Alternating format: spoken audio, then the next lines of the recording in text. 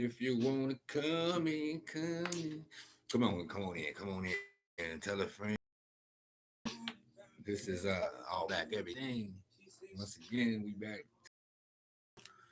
Yeah, we ain't stopping till it's over, and it ain't never over because the rabbit hole goes deeper.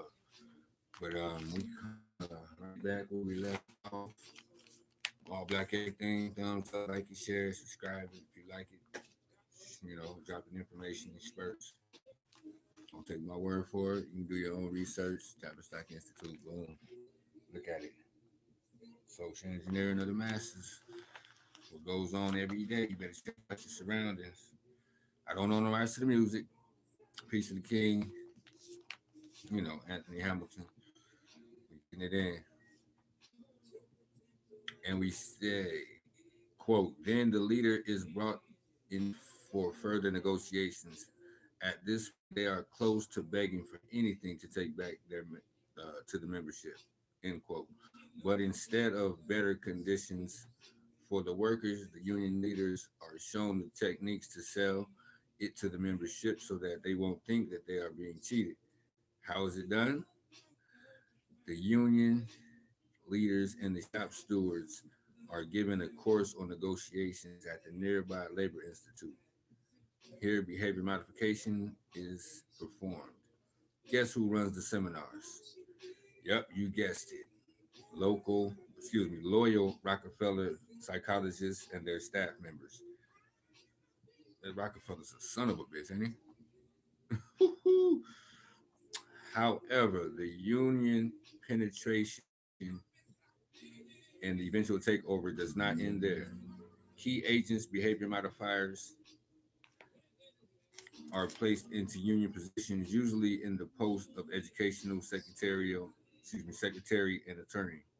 Quote, by the next contract negotiation session, the union leaders are more easily malleable and will often agree to contracts in the contract negotiation therapy sessions. Furthermore, attention is simultaneously turned to the membership.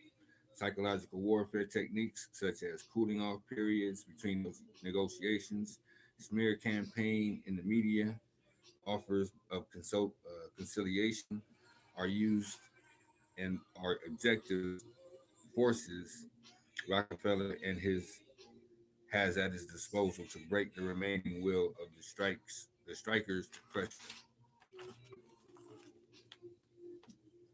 Wartime development of brainwashing.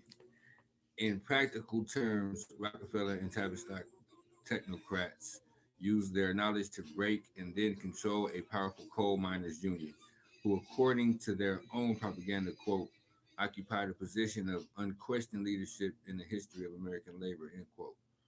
The project director was a Rockefeller man, Eric Trist. Trist had written Social Structure and Psychological Stress and Psychiatric Disorder, a piece of trash to be used in strikes and riots. With the post-war economy on the downslide and tensions among the trade unions running high, and an alternative was devised. Trist suggested that workers be appointed to the board of directors of major companies.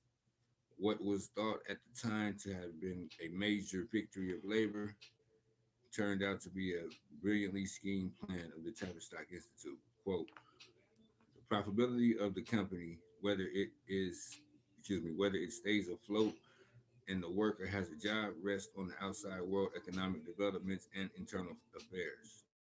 The outside matters, such as the global markets, are directly, generally by commodity cartels, control of money, raw materials, and so on. On a brutal speed up workers will subject themselves to at the expense of fatal accidents and deaths. The operation to place workers on the board of directors meant trying workers to murderous speed ups to ensure profitability. This came about by inducing workers to internalize this need, creating a whip in their minds and disarming their other workers by pressure from their mates. In a fashion, such schemes consummate in frantic, anxiety-ridden compulsion among workers. End quote. The games they play. Hmm.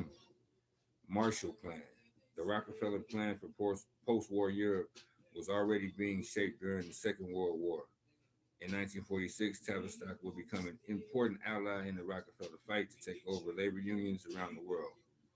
One of the key events named for the speech on June 5th, 1947, by former General and then U.S. Secretary of State George Marshall, who proposed a solution to the disintegrating economic and social conditions that faced Europeans in the aftermath of World War II. Under the program, the United States would provide, quote, aid to prevent starvation in the major war areas, repair and devastation of those areas as quickly as possible, and invite European countries to join in a cooperative plan for economic reconstruction.